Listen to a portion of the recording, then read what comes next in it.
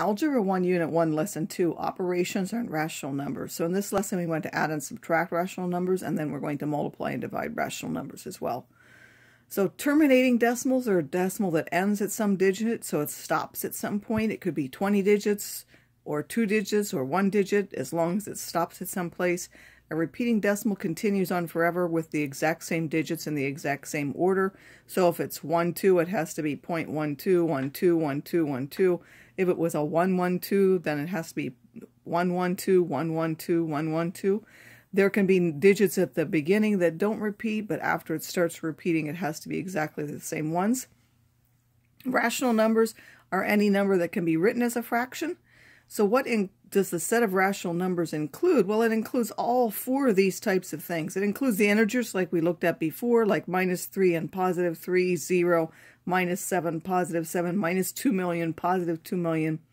Fractions and mixed numbers like 2/3, 3/5, those are the fractions, and then mixed numbers like 3 1/8, -4 and 2/3, positives and negatives. Terminating decimals, like the ones we talked about here, they stop at some points, so 0.57, 0.819, -5.3, all of those are terminating decimals. And then repeating decimals, like 0.57, 57, 57, and so on, which we would write 0.57 with a bar at the top to show that the 5 7s are repeating. It could have something at the beginning like -4.67 and then be 3 2, 3 2, 3 2. And it doesn't have to be just 2 digits repeating. It could be more than that. But we know it's the 3 2s that are repeating, like it's not 3 2 3, because if it were 3 2 3, then this would have to be 3 2 3. So you look at whatever is actually repeating, and that's the 3 2s, and that's the part you put the bar over the top for. Now there are so all of these types are rational numbers, and there are ways of dealing with the decimals, but we're going to change any fractions or terminating decimal into fractions, and then we're going to do only the fraction review. Decimals, I will assume you already know how to do. So you should know these basic fractions. I'm not going to go through them, but any ones of those that you can recognize will help you. Some of them that you might not have seen before are these. So any 1 digit over a 9 is that repeating. So 2 over 9 is 0.2 repeating, meaning it's 0.2222. 5 over 9 is 0.5 repeating, so it's 0.555555 forever. As one note for that, 0.99999 is 9 over 9, which is 1. So if you ever get a 9 repeating on your calculator, it's just the way calculators are programmed. They sometimes are unable to change that into the 1. So if you ever see a 9 repeating, it's the next thing. For example, 2.99999 repeating, where the 9s just keep going on, is really 3. Then if you have 2 digits over a 99, that's those 2 digits repeating. So 12 over 99 is 0.12 repeating. 28 over 99 is 0.28 repeating. If you had just a, let's say a 13, no, that's not what I want. Say a 4, just 4 over 99, then you would have to add a 0 in the front of that. So that would be 0.0040404, and so on. So it has to be 2 digits. You might have to put zeros at the beginning. And then if it's 3 digits over the 999, then all 3 digits are repeating, as I've shown here. You should make sure you know those. We're going to use those. Now to add and subtract fractions and mixed numbers, the main thing is to get a common denominator. And the reason for that is the denominator tells you the size of the pieces, and you can't really add them together unless they're all with the same size. And then after that, there are 2 things you can do. You can either change everything to an improper fraction and then use integer rules for the numerators of those fractions, or you can leave them as mixed numbers and then add or subtract with the integer rules, but you take the fractions apart first and then you subtract the whole numbers. And you might have to borrow to do that, just as when you subtracted with whole numbers. So I'll just remind you that of this, if you have a mixed number, how do you change that to an improper fraction? For example, if you had 3 2/5, you multiply the 3 and the 5 and add the 2. So 3 times 5 is 15, plus that 2 is 17. That's the same as 17 over 5. That's what I mean by that rule. So we're now going to go through both sets of rules for different examples. I've numbered them here so that later on you can refer to them. In the first example, again, the first step is always the same, so you're going to see the same first step in either method. You have to get a common denominator. If you look at 4 and 6, you might know what you can change 4 and 6 to. If you didn't, you could divide both of those by 2, and then you get a 2 and a 3, so 2 goes into 4 2 times, and 2 goes into 6 3 times, and then if you multiply all those together, that will give you 12. This really works most easily when you have just two numbers. If you have 3 or more, you have to make a little adjustment, which I don't want to get into at the moment. But in whatever method you've been taught, you need to get the least common multiple or the least common denominator of those. So now, to get this 4, I have to change it to 12. I need to multiply by 3, so I would multiply by the 3 on the top and the bottom to get 3 twelfths. And the 6 to get 12, I need to multiply by 2 on the top and the bottom, which gives me 2 twelfths. Then you add the fractional parts, 5 twelfths. You add the whole number parts, will give you the 5. If this happened to be an improper fraction, you would have to change it, and we'll see that in other examples. For the improper fraction method, you do the same thing first. You get a common denominator. Then you change them to improper fractions. So 3 times 12 is 36, plus 3 is 39. So this one becomes 39 over 12. This one you take 2 times 12 is 24, plus 2 is 26 twelfths. Then you basically just ignoring the denominator, you leave it. You add 39 plus 26 is 65. And then to turn it back into a mixed number, you would take 12 into 65. That goes 5 times, will give you 60. And then you're left with a remainder of 5 out of 12. So it's always this remainder over the number you're dividing by will give you that fractional part. All right, in the second example, again, we have 5/8 and 1/2. Hopefully everyone can tell that if you just multiply this by 4, you'll end up with 8. So we don't need to do anything to the first one, but the second one you need to multiply by 4, which will give you 4/8. Again, the same thing for both. Mixed number method, you add the fractional parts, that gives you a 9, and then you add the whole number parts, gives an 8. But because this is an improper fraction now, you have to change that into 8 goes into 9 one time with 1 left over. So this is 1 1/8, and then you have to add that to the 8 that you already had, which gives you 9 1/8. For the improper fraction method, again, you're going to change them. Once you've got the common denominator, you're going to change them in improper fractions. 5 times 8 is 40, plus 5 is 45. 3 times 8 is 24, plus 4 is 28.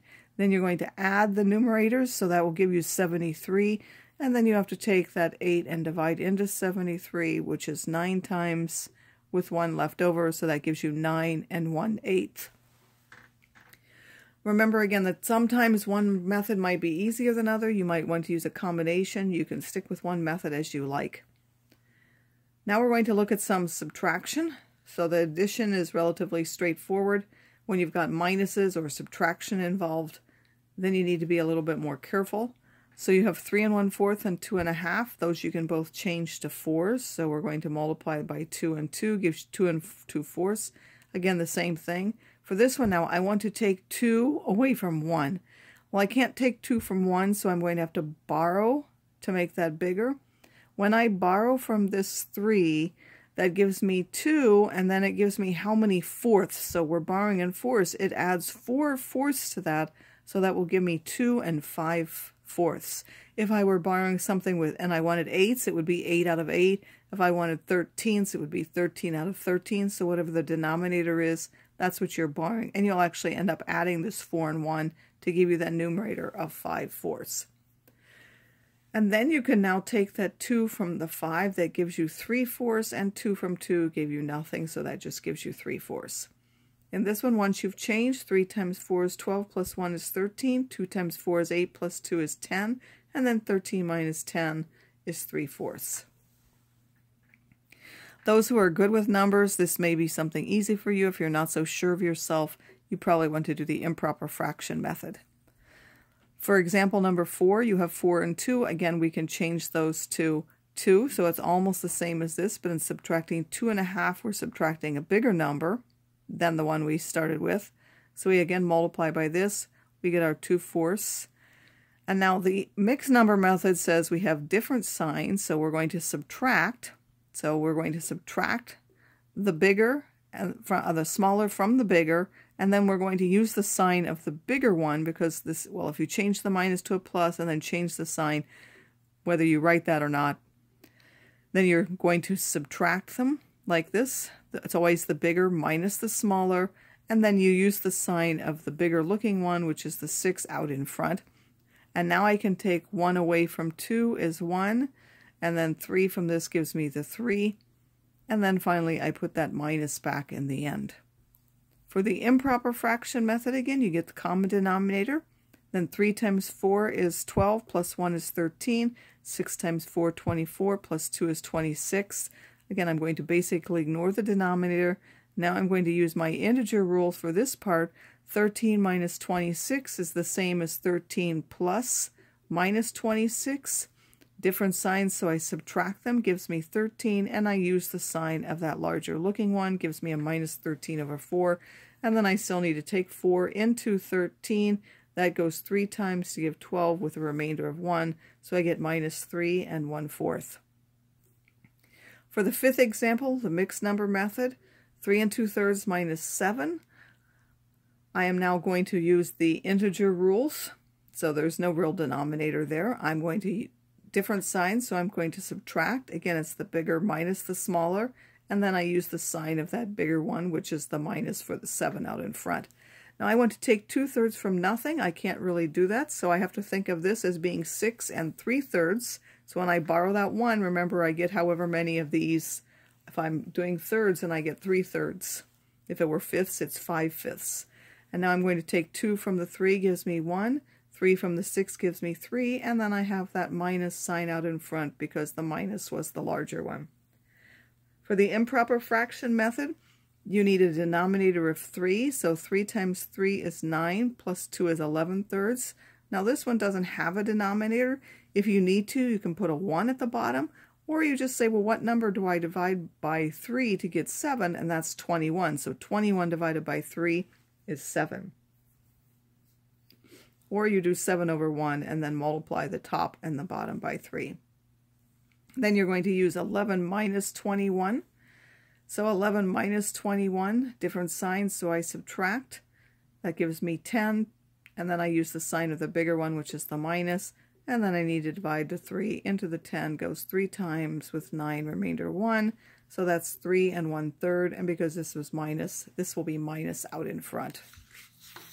For the sixth example, mixed number method, they've already got common denominators, so we're subtracting a negative. That becomes a adding. Then they're different signs, so we're going to subtract.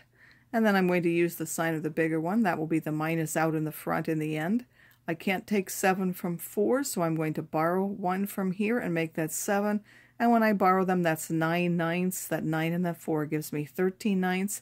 Now I can take the 7 from the 13, which is 6/9. 5 from 7 is 2. I keep my negative out in the front, and then I have to simplify this. I'm going to divide this by 3, the top of this fraction by 3, and the bottom by 3, giving me minus 2 2/3. Improper fraction method, you can still change to this. Then you're going to multiply this. By the way, you don't use the minus when you're multiplying. That's 8 times 9 is 72, plus 4 is 76, and then you put the minus. 5 times 9 is 45, plus that 7 is 52. Now you have this minus 76 plus 52. They're different signs, so you subtract, giving you 24. Use the sign of the bigger one, that's a minus. Then you have to reduce and simplify, so I divided everything by 3 to get minus 8/3. And then finally, 3 goes into 8 2 times, and then left with 2, so that's that's 2 2/3, and then you put the minus out in front. So those are our rules for adding and subtracting. Now we want to look at multiplying and dividing. So for multiplying and dividing, you're going to change everything to fractions, like improper fractions. You're going to cancel any common factors, 1 from the numerator, 1 from the denominator. So you might divide by everything by 2, divide everything by 3. It has to be 1 in the top, 1 in the denominator. One number can't cancel out 2, so it's 1 for 1, 1 in the top, 1 in the denominator. Then whatever's left, you're going to multiply everything on the top, and multiply everything in the denominator, and simplify only if you missed something when you were canceling. Dividing, you're going to change multiplying it to multiplying by the reciprocal of the second number, and then use the rules for multiplying. So here we have 2 that we're multiplying. I've got the answers, but how did I get that? I'm going to look, is there anything on the top and the bottom which can be divided by the same thing? So 5 and 4, no. 5 and 12, no. 3 and 12, yes. I can divide this by 3, and I can divide this by 3. So usually we don't write that. We just do the division. We cancel out the 3 and say that's 1. We cancel out the 12 and say that's 4.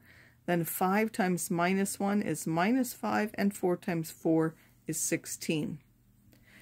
Here we have minus 5 twelfths, minus 4 fifteenths, and minus 3 sevenths. Again, we only need 1 on the top and 1 on the bottom.